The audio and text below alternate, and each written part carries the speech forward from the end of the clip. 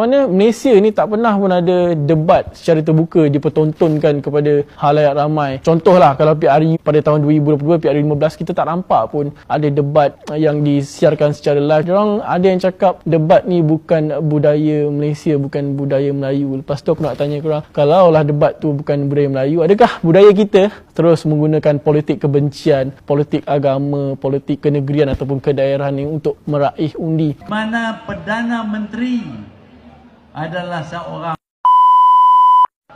ialah mungkin kerana dia berasal daripada. Nak kaji semula kononnya kalau mereka menang.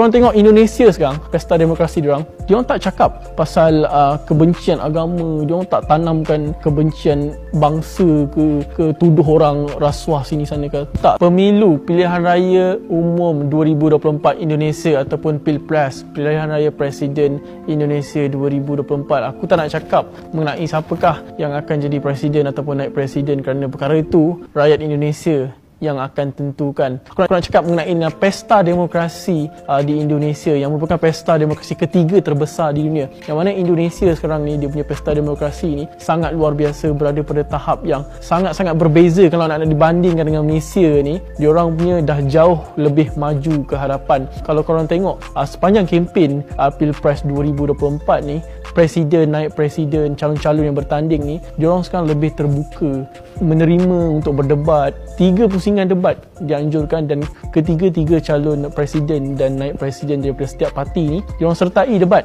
secara terbuka. Diorang bagi tahu apakah diorang punya janji dan apakah tawaran diorang. Sangat menarik yang aku pandang sebagai sesuatu yang sangat menarik tentang Indonesia adalah political literacy. Kefahaman politik. Literasi politik. Literasi politik. Sejujurnya budaya debat tu aku harap ada kat Malaysia lah. Tapi itulah orang kat Malaysia pula kata debat bukan budaya kita. Bukan budaya kita. So, budaya kita adalah itu saya tak nak jawab. If I speak, I'm in trouble. Kalau anda tengok political discourse di Malaysia, diskusi politik, perbincangan politik di Malaysia, kadang-kadang diskusi tu terlalu surface level, terlalu murah-murahan. Ada pergaduhan yang murah-murahan, perbalengan cacian dan makian yang murah-murahan. Oi Najib, apalah hang ni artileri politik dia pun murahan. Artileri taktik politik pun terlalu murah. Dia akan mainkan sentimen-sentimen yang murahan. Tadi saya mendengarkan komentar-komentar yang positif dari orang-orang Malaysia yang merasa kagum dengan sistem perpolitikan di Indonesia yang menurut mereka lebih baik daripada di Malaysia. Ketika di Indonesia sudah mulai jarang memainkan sentimen agama, lalu kemudian saat berdebat semuanya berlangsung dengan sangat terbuka, dapat dinikmati oleh seluruh masyarakat Indonesia. Jadi hal-hal seperti ini itu yang diinginkan oleh orang Malaysia agar bisa terjadi juga di negara mereka. Namun kalau saya pribadi guys memang betul kata orang, rumput tetangga itu pasti terlihat selalu lebih hijau. Apa yang dilihat oleh orang Malaysia itu mereka melihat dari kacamata luar. Tetapi kalau dari dalam sebagaimana yang kita alami untuk situasi Pilpres saat pemilihan kemarin dengan berbagai kecurangan-kecurangan yang ada dengan berbagai sistem yang menguntungkan salah satu pihak, inilah yang menjadi titik kelemahan bagi sistem demokrasi kita yang sampai dengan saat ini belum maju begitu signifikan atau belum terlihat baik-baik atau bagus-bagus amat guys. Nah ini yang perlu menjadi perhatian, perlu menjadi PR, perlu menjadi perbaikan bagi kita semua, bagi para pemangku jabatan agar ke depan kita bisa lebih baik. Kenapa Indonesia ini penting kepada kita? Satu, dia jiran kita. Kedua ialah dia negara keempat paling ramai di dunia. Ketiga ialah negara majoriti Muslim, negara Islam yang paling besar di dunia. Demokrasi kedua terbesar di dunia selepas India. Selepas India diaspora yang ramai di Malaysia. Diaspora yang ramai di Malaysia 2 juta, mungkin 3 juta. Tengok data apa yang kita pakai. Berjuta-juta lah orang Indonesia yang ada di Malaysia ini. Dan dalam satu senario di mana akan ada perubahan kuasa besar di dunia, sudah tidak lagi hanya berpaksi kepada Amerika Syarikat, hanya berpaksi pada Barat, multipolarity, satu ungkapan dan istilah geopolitik yang guna pakai sekarang. Indonesia merupakan salah satu paksi kuasa di rantau ASEAN ini. Dan dalam ASEAN itu sendiri, suka tak suka, Indonesia saya rasa kalau ia bertindak dengan betul bagi mereka lah, pengaruh mereka akan jauh menjadi lebih besar daripada sebelum-sebelum ini. So atas sebab-sebab itu dan sebab-sebab sewaktu dengannya, saya fikir amat-amat mustahak untuk kita bercakap tentang pilihan raya pemilihan untuk Indonesia. Baik, satu mukadimah yang sangat-sangat jelas dan bagus daripada Syaril.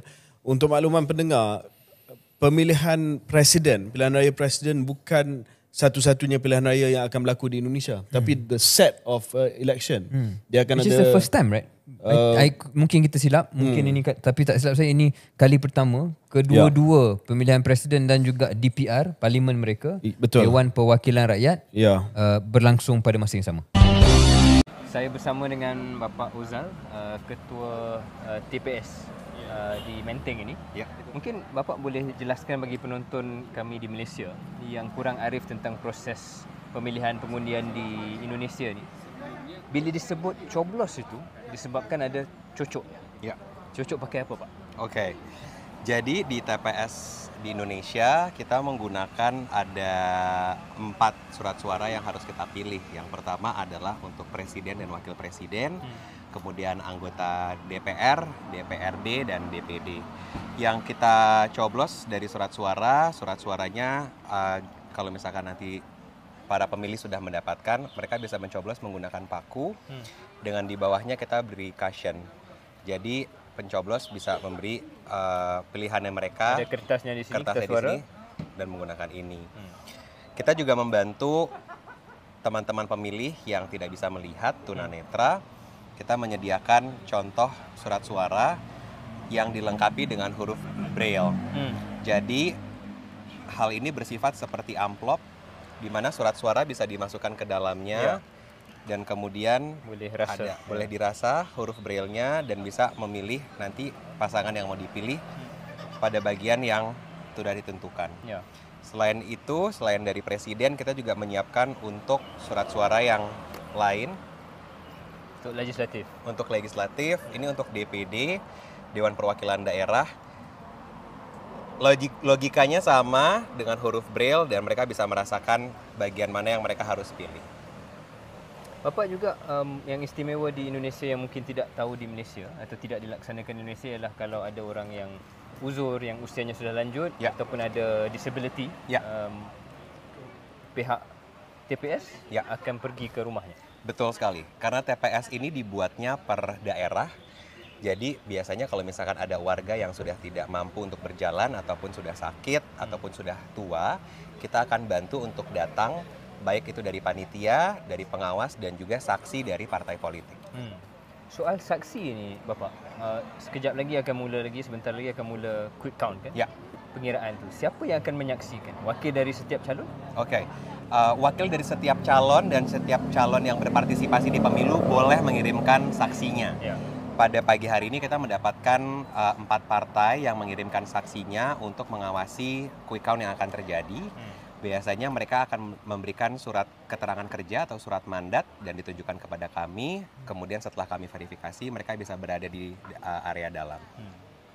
Dalam soal quick count ni, Pak, sebab di TPS ini hanya 200 lebih warga yang mengundi kan, yang memilih. Jadi 200 itu akan tamat dengan agak cepatlah. Dalam hari ini juga akan dapat satu keputusan dan terus dihantar ke KPU pusat atau bagaimana? Okey. Jadi kalau untuk 200 ini kita memang mulainya dari jam 7 pagi sampai dengan selesai jam 1 siang. Untuk hari ini agak sedikit molor karena tadi ada hujan deras, jadi molor sampai dengan jam 2. Setelah surat suara nanti kita quick count di sini, hasilnya akan diupload secara digital untuk dilaporkan langsung ke KPU pusat.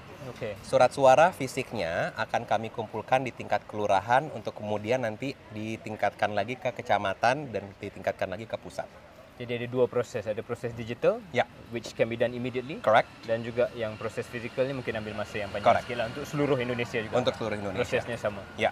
Mungkin Bapak nak kongsi juga cerita kisah-kisah human stories lah, kemanusiaan yang dari segi neighborhood di sini, community di sini yang membantu TPS dan sebagainya kan? Yang paling menyenangkan adalah karena kalau di Indonesia biasanya anggotanya ini adalah bagian dari masyarakatnya. So we know everyone who lives around, we know our neighbor. So it's like second lebaran for us because it's the chance for us to be ketemu dengan yang lainnya, right? Mungkin yang sulit buat para pemilih yang sudah lansia adalah mereka biasanya tidak mudah bergerak, tapi mereka masih punya semangat untuk hadir, even though they use wheelchair or they use stroller as well. Tapi mereka punya semangat itu untuk hadir, dan menurut saya ini adalah pesta demokrasi. Menurut saya ini adalah pesta demokrasi yang wajib dihargai, dan kita melihat antusiasme dari warga juga cukup baik. Pagi tadi, malam semalam ada hujan yang lebat juga, Pak. Ya. Alhamdulillah, looks like everything turned out well di sini. Tenda kami pasang sampai dengan jam 11 malam. Pagi hari ini kita semua bangun jam 3 pagi, so we only have like 4 hours of sleep. Kemudian kita sudah mulai kumpul di sini dari subuh. Jadi setelah selesai sholat subuh, kita sudah kumpul di sini dan kita bisa mulai tepat waktu di jam 7 pagi. Terima kasih Pak atas perkongsian. Terima kasih banyak Mas Syahril. Thank you. Oke guys ya. Jadi ini ada orang Malaysia yang langsung menyaksikan atau datang ke Indonesia untuk mempelajari ataupun melihat, mengamati bagaimana situasi pemilihan presiden yang terjadi di Indonesia ya. Saya nggak tahu apakah ini studi untuk mereka adopsi nanti saat pemilihan hari raya di Malaysia atau hanyalah sekedar dia datang melihat saja, kita nggak tahu guys. Memang suatu yang positif ketika ada orang luar ya mengagumi dan mau mempelajari bagaimana sistem demokrasi di negeri kita ya. Tetapi kita harus mengakui bahwa hal-hal jorok ya seperti kecurangan ya, sistem yang disetting untuk kemenangan paslon tertentu ya, dengan beberapa hal yang termasuk juga keberpihakan dari penguasa ya. Ini yang mungkin perlu menjadi perbaikan ya, agar orang luar ketika mereka datang ke Indonesia untuk belajar dan melihat bagaimana sistem demokrasi, bagaimana sistem pemilihan ya, mereka bisa mengambil kesan yang bagus atau kesan yang positif ya.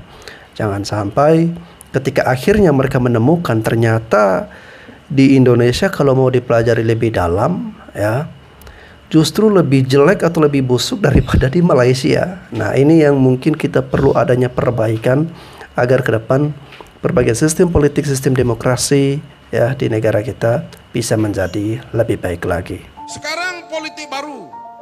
Tak boleh kekal musuh sampai bila-bila. Saya ambil contoh di Indonesia. Prabowo 2 kali lawan Jokowi. Dan undi mereka peroleh dekat. Jokowi jadi presiden, dia menang. Sekali lagi mereka lawan, Jokowi menang lagi. Tapi perkara yang mengejutkan dilakukan oleh Jokowi, dia undang Prabowo masuk dalam kabinet dia. Dia lantik jadi Menteri Pertahanan. Menteri Pertahanan Indonesia amat hebat. Politik Indonesia begitu stabil sampai hari ini. Pelabur asing masuk begitu hebat. Indonesia sekarang memacu ekonomi ke hadapan. Ini model politik baru. Kita pun begitulah juga. DAP, mana kita nak percaya satu hari boleh kerjasama dengan Barisan Nasional.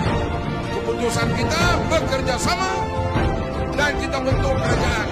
Tuan-tuan semua undi pada 9 hari bulan nanti, undi saudara Syuhaidan Kaya. Pergi ke Indonesia, sonok saya pergi Indonesia, sonok sebab orang tak kenal saya. Sonok, pergi Singapura tak boleh. Dekat airport tu baru kejar. Ustaz TikTok. Apa Ustaz TikTok lah kau panggil aku. Ya, tapi dekat Indonesia terkejut saya turun flight, orang pun tak tahu dengan saya. Itu yang reaction daripada Indonesia yang di TK semua tu, kawan-kawan tu dia dah kenal saya. Dia memang kenal lah, tapi rakyat Indonesia ramai. Saya buka emas saya, buat tak kerti dia pandang ni. Apa hal kau? Macam tu lah agaknya.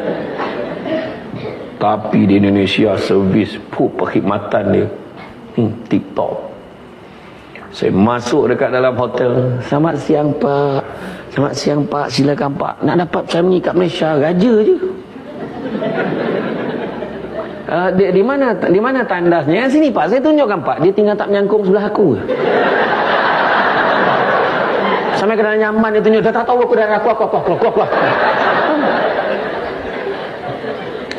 Pemandu, driver dia, supir dia, bila sampai ke tempat makan tu, kita semua turun, kan kita dah biasa. Marilah turun makan sekali.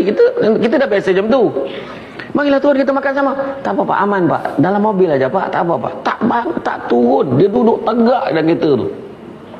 Driver kita. Sama konyang dengan bos saya weh.